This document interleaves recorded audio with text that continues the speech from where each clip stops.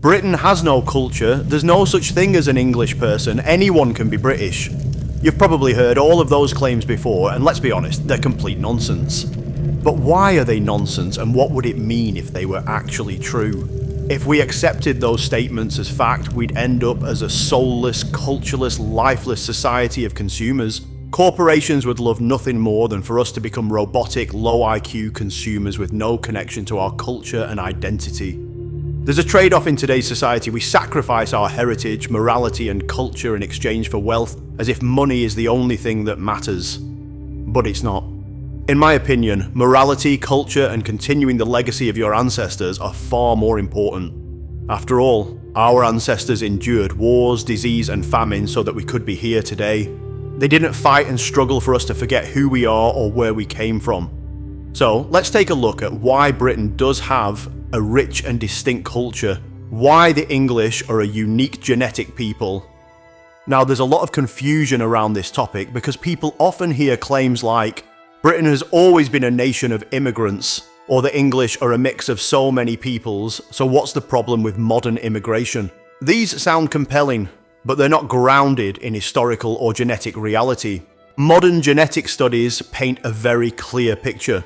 The people of Britain, whether English, Scottish, Welsh or Irish, are overwhelmingly descended from northwest European populations that have been here for thousands of years. The major genetic shifts, like the arrival of Neolithic farmers 6,000 years ago, the Indo-Europeans 4,500 years ago, and the Anglo-Saxons in the 5th and 6th centuries, were significant, but they happened over long spans of time, allowing for cultural and genetic assimilation. When the Anglo-Saxons arrived, they didn't just add a small group of warriors to the local population. In the east of England, their migration replaced as much as 80% of the gene pool. But that replacement didn't happen overnight. It unfolded over generations through a combination of conquest, settlement, and intermarriage. By the time the Anglo-Saxon culture fully took root, it was a blend of old and new traditions, a process that took centuries. Contrast that with what's happening today. In just 1 year, 2022, Britain saw a net migration of over 700,000 people. That's more than the entire Anglo-Saxon migration. And it happened in just 12 months. Over the past 30 years, more people have arrived in Britain than in the previous 2,000 years combined. This isn't comparable to anything in our history.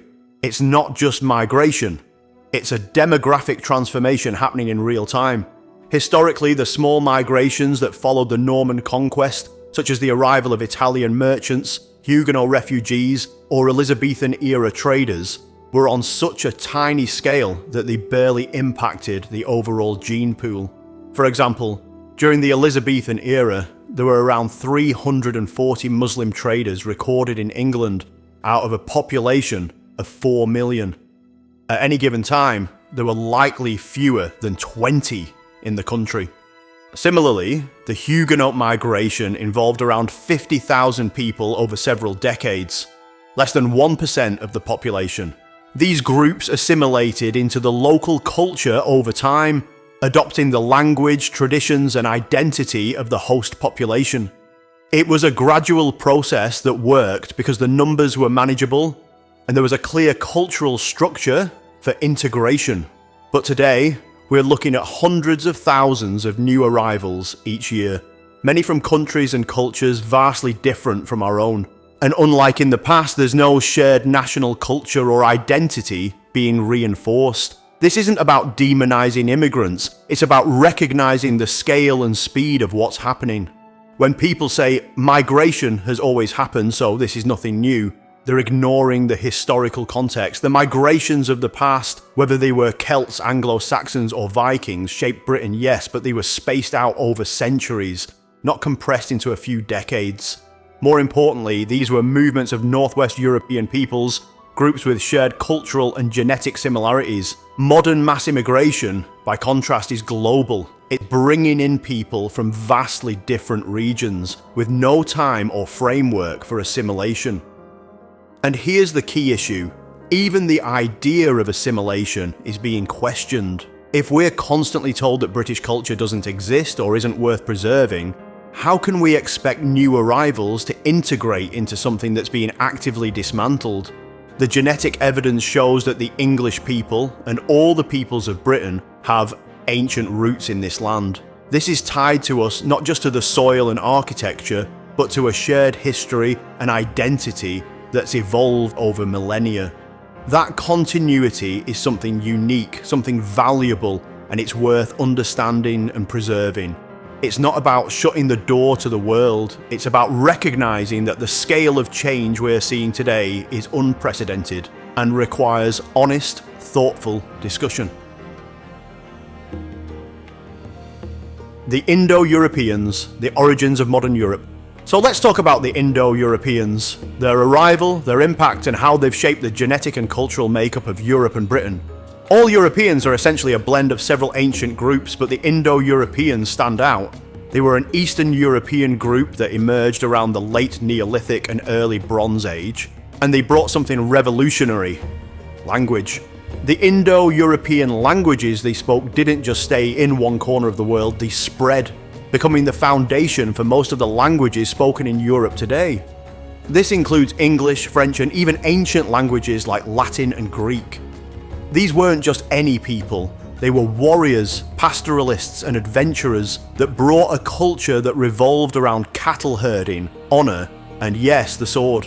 When they came to Britain about 4,500 years ago, they mixed with the existing Neolithic population, the ones who built Stonehenge and other enigmatic monuments. The Indo-Europeans brought a whole new genetic and cultural layer to Britain, but they didn't completely replace the previous peoples. Instead, there was this synthesis. By the end of the Bronze Age, the genetic and cultural fabric of Britain had transformed, yet the influence of those earlier Neolithic builders still lingered in the land. What I find remarkable is that Northern Europeans, including the British, have a slightly higher proportion of ancestry from the Indo-Europeans than their southern counterparts. This means their paternal lineages, the Y-DNA haplogroups like R1b, are overwhelmingly of Indo-European origin. In Ireland, for example, a staggering 85% of men carry the R1b haplogroup, making it one of the highest concentrations in Europe. This lineage can be traced back to the steppe, where the Indo-Europeans first emerged. It's why you see this rugged, warlike tradition in the histories of Northern Europe. Even today, the cultural echoes of the Indo-Europeans, like their focus on kinship, their warrior ethos, and their reverence for storytelling, are still part of our identity. The Irish warriors, monks, and their genetic legacy. Now, the Irish, there's such an intriguing part of this story. On one hand, they were among the earliest adopters of Christianity in Europe, sending missionaries across the British Isles and even into continental Europe. Think about the monks of Iona or the incredible artistry of Irish illuminated manuscripts. They were cultural and intellectual powerhouses.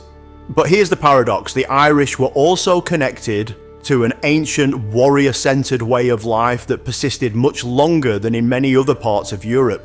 Their society was clan-based, focused heavily on cattle, and they were as fierce in battle as they were devoted to their faith. It's why, even during the early Christian period, the Irish maintained elements of that older Indo-European warrior culture. Their genetic legacy is fascinating.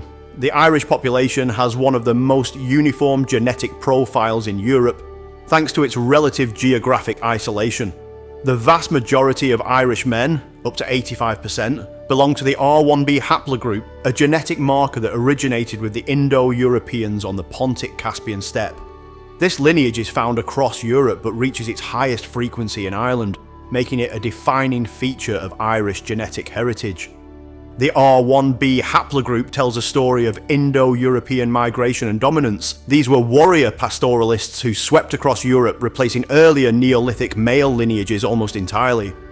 In Ireland, you can see this in how R1b dominates the Y chromosomal landscape, whereas mitochondrial DNA passed down from mothers shows more continuity with the older Neolithic populations.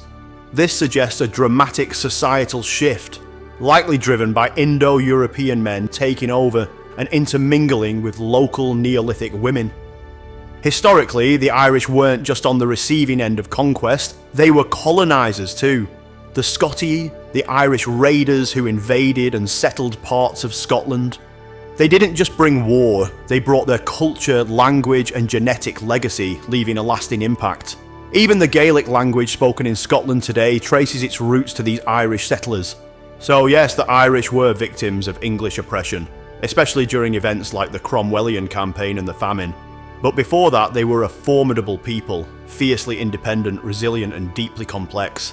They were both warriors and scholars, colonisers and colonised, which makes this story so compelling. The transition from paganism to Christianity in Britain. Now let's look into one of the most fascinating cultural transformations in British history. The transition from paganism to Christianity. It certainly wasn't a sudden change where one day everyone worshipped Woden, and the next they were building churches. It was a gradual, complex process, and one that involved clashes, compromises, and even strange alliances. When the Romans first brought Christianity to Britain, it was a burgeoning faith still spreading across the empire. But when the Romans left, Christianity didn't dominate the landscape, it struggled. In parts of Britain, particularly in the west, Christianity survived among the Celtic peoples. But in the east, where the Anglo-Saxons established themselves, paganism took hold. These were Germanic peoples with their own gods, rituals and warrior culture, completely alien to Christianity. What's particularly interesting is how paganism and Christianity coexisted in early Anglo-Saxon England. Some of the earliest evidence shows us that Christian women, likely marrying pagan Anglo-Saxon men, helped preserve Christianity during this time. You could imagine a household where a pagan warrior worships Woden, while his Christian wife quietly keeps her faith alive. It wasn't a black and white transition, it was messy and deeply personal. But the real turning point came with the missions. The Roman Church sent Augustine to convert the Anglo-Saxons in the south, while Irish monks like St. Columba and St. Aidan worked in the north, spreading Christianity among the Picts, Scots and eventually the Northumbrians. They are seen as preachers, but what people don't understand is that they were cultural ambassadors. They built monasteries, preserved knowledge, and even adapted Christian rituals to align with pagan traditions to ease the transition. Even after the Anglo-Saxons converted, they didn't abandon their Germanic heritage entirely. Elements of pagan culture like warrior ideals, the celebration of Yule, the midwinter festival that evolved into Christmas, and the festival of Yostru, which influenced Easter, were woven into the new Christian framework. Festivals such as All Hallows Eve retained their connections to the earlier pagan tradition of Samhain, while communal feasting and rituals honouring both saints and ancestral heroes persisted, celebrating bravery and loyalty. This is what people mean when they say Christianity was Germanized. It wasn't just imposed, it evolved to suit the people adopting it. We can't forget how revolutionary Christianity was for the Anglo-Saxons. It introduced a fresh moral code, inspired new art and architecture, and created a sense of unity that went beyond tribal differences. Monasteries played a huge role, serving as hubs of learning and culture. They preserved important works from classical antiquity and helped shape what we now recognize as Western civilization. Transition wasn't just about religion, it was about identity. Christianity helped forge a new sense of Englishness, blending the old pagan traditions with the new Christian ethos. And that legacy is still with us. From our holidays like May Day, Harvest Festival and Bonfire Night to the way we think about morality and community, we need to recognize the depth of our heritage, which will allow us to appreciate what it means to be English and British. It isn't about exclusion, but about understanding the value of continuity in our culture.